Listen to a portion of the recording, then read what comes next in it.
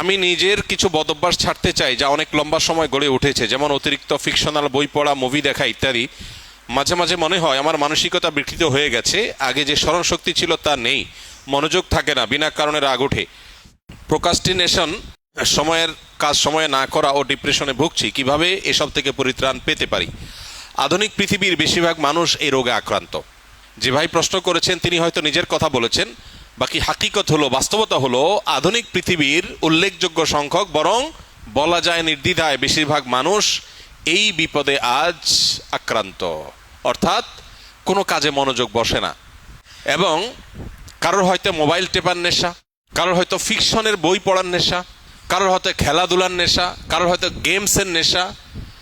Dopamine এবং নেশা এগুলো আমাদেরকে আষ্টে পিষ্টে বেঁধে ফেলেছে এবং আমাদেরকে জঘন্য রকমভাবে অসুস্থ করে ফেলেছে। এগুলো থেকে উত্তরণের জন্য আমাদের নানাবিধ উদ্যোগ থাকা উচিত। এর মধ্যে সবচেয়ে বড় করণীয় হলো যেই কোনো কাজ অতিরিক্ত নেশা হয়ে গেলে সেটা ছেড়ে দেওয়া বা সেটা থেকে সরে আসার চেষ্টা এবং সংগ্রাম চালানো দরকার। সবচেয়ে বড় কথা হলো একজন ইমানদার একটা সুনির্দিষ্ট রুটিন, যেটা খুবই প্রোডাক্টিভ হবে, তার জীবনের বারাকা আসবে, এরকম একটা রুটিন সুন্নাহর সাথে, কোরআন এবং হাদিসের সাথে মিল রেখে তিনি নিজের জন্য যে করবেন এবং সেটার উপর আমল করবেন। এবং সুন্নাহসম্মত যে রুটিন হবে সেই রুটিনের উপর তিনি যদি আমল করেন তাহলে ডোপামিন থেকে বেঁচে থাকা তার জন্য ইজি হবে, সহজ হবে ইনশাআল্লাহ। এর বাইরে বিশেষ করে যে বিষয়গুলো তাকে অনেক বেশি আসক্তির দিকে নিয়ে যাচ্ছে, নিজে থেকে সেটা ট্রিটমেন্টের উদ্যোগ নিতে হবে। প্রয়োজনে কোনো মেন্টর, কোনো উপদেষ্টা, শরঈ উপদেষ্টা নিয়োগ দিতে হবে। নিয়োগ দেওয়া মানে বেতনভিত্তিক নিয়োগের কথা না, মানে কাউকে ফিক্স করা উচিত যে আপনি আমাকে গাইড করেন, যিনি কোরআন এবং হাদিসের আলোকে বিচক্ষণতার সাথে আমাকে গাইড করতে পারবেন। তাহলে সেক্ষেত্রে এই গাইডলাইনগুলো মানুষকে অনেক সময় হেল্প করে, নিজেরটা নিজে অনেক সময় করে উঠতে পারে না। সবচেয়ে বড় কথা হলো এবং সর্বশেষ কথা হলো আল্লাহ রাব্বুল আলামিনের কাছে আমাদের কায়মন বাক্যে দোয়া করা দরকার, আল্লাহ যেন আমাদেরকে নেশাগুলো থেকে বেঁচে থাকার তৌফিক দান করেন। আমাদের টিনেজাররা, উঠতি বয়সের তরুণরা, এমন ছেলে মেয়ে খুঁজে পাওয়া এখন কঠিন যার ভেতরে কোনো নেশা নাই। প্রত্যেকে নানান নেশায়, নানান রকমের বদভ্যাসে আজ আক্রান্ত হয়ে গেছে। আধুনিক পৃথিবীর যে সমস্ত মায়া জাল আছে এগুলো থেকে কে কতটা দূরে থাকতে পারছেন, স্মার্টফোন থেকে, সোশ্যাল মিডিয়া থেকে কে কতটা দূরে থাকতে পারছেন, এটার উপরে অনেকখানি নির্ভর করে আজকালকার যে সমস্ত ডোপামিন, যে সমস্ত আসক্তির বিষয়গুলো ছড়িয়ে ছিটিয়ে আছে, এগুলো থেকে বেঁচে থাকাটা।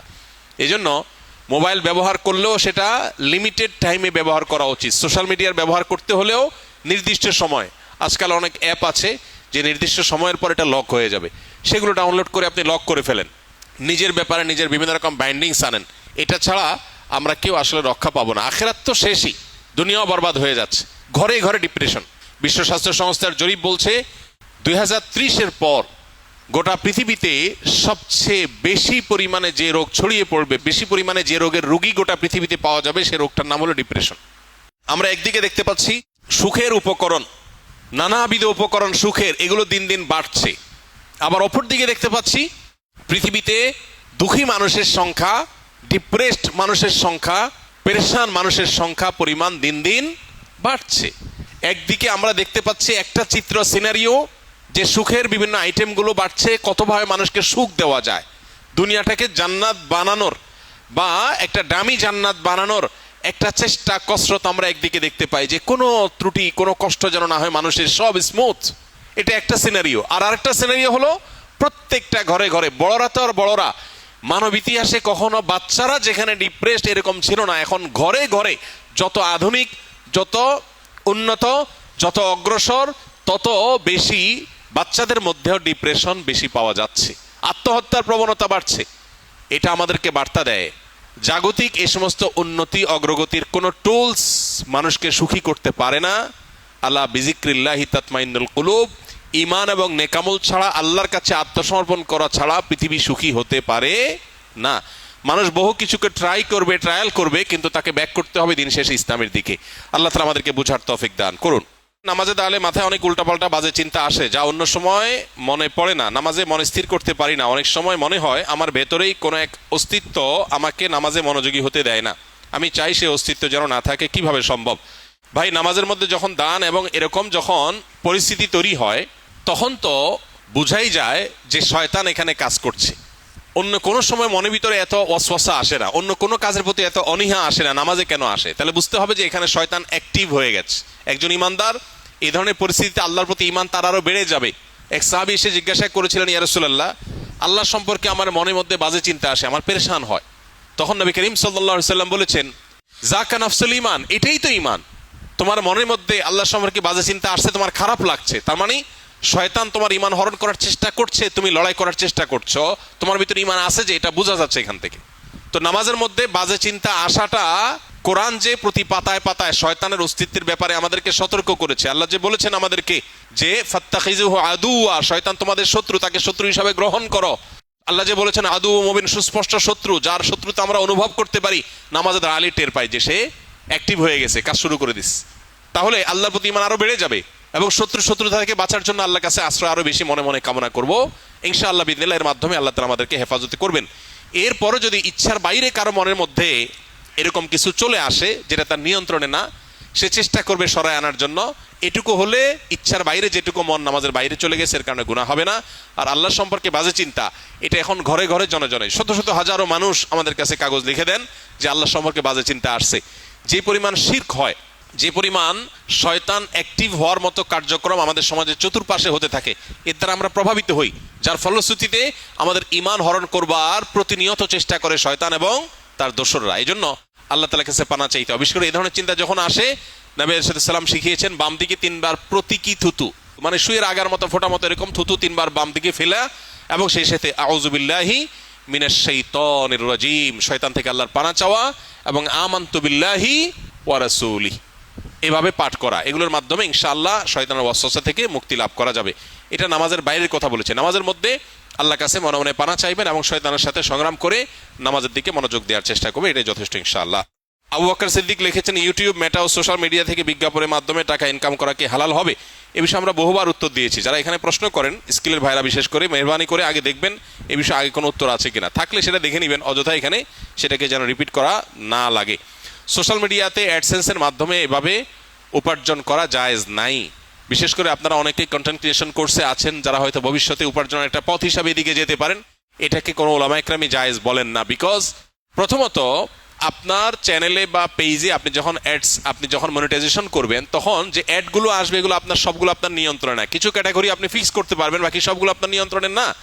ফলে এখানে মিউজিক থাকতে পারে, হারাম কোনো প্রোডাক্টের অ্যাডভার্টাইজমেন্ট হতে পারে, এখানে হারাম কিছু থাকতে পারে যেটা শরীয়ত অ্যালাউ করে না, সেটা আপনার চ্যানেলে অ্যাড চালিয়ে আপনি টাকা উপার্জন করছেন, যেটা সুস্পষ্টভাবে গুনাহ।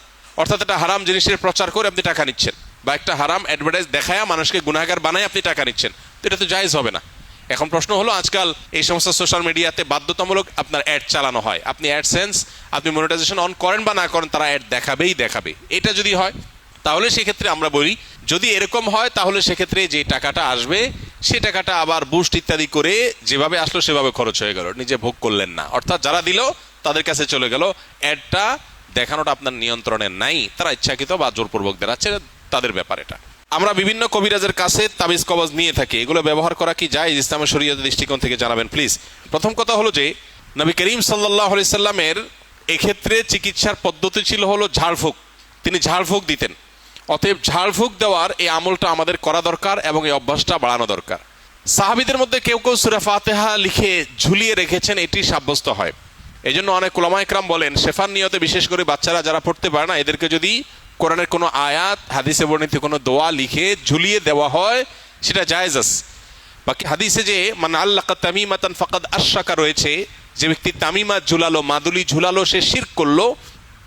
এখানে এই শ্রেণীর উলামা ইকরামের মত হলো, এই হাদিসের দ্বারায় বিভিন্ন প্রতিমাদের নামে যে তামিমা ঝুলানো হতো বা তামিমাকে আলাদা কোনো প্রভাবশালী মনে করে তামিমা বা মাদুলি ঝুলানো হতো, সেটার কথা বলা হয়েছে। যদি কেউ কোরআনে কারীমের আয়াত পড়ে ঝাড়ফুঁক দেয়, সেটা হবে সরাসরি সুন্নাহ। নবী করিম সাল্লাল্লাহু আলাইহি ওয়াসাল্লাম কখনো তাবিজ দেন নাই, ব্যবহারও করেন নাই, দিতে বলেনও নাই। তবে তিনি যেটা করেছেন সেটা হলো কি, পানি বা তেল বা শরীরে বিভিন্ন বস্তুতে দোয়া পড়ে, দুরূদ পড়ে, কালাম পড়ে আল্লাহর ফু দিয়েছেন, এটাকে ঝাড়ফুঁক বলা হয়। এটা হলো সুন্নাহ। আর বাকি কোরআনে কারীমের আয়াত এবং কোরআন হাদিস বর্ণিত দোয়া দিয়ে যদি শুধুমাত্র তাবিজ ঝুলানো হয়, যারা পড়তে পারে না, অসুবিধা হয়, তাহলে সেক্ষেত্রে এটাকে উলামা ইকরাম জায়েজ বলেছেন।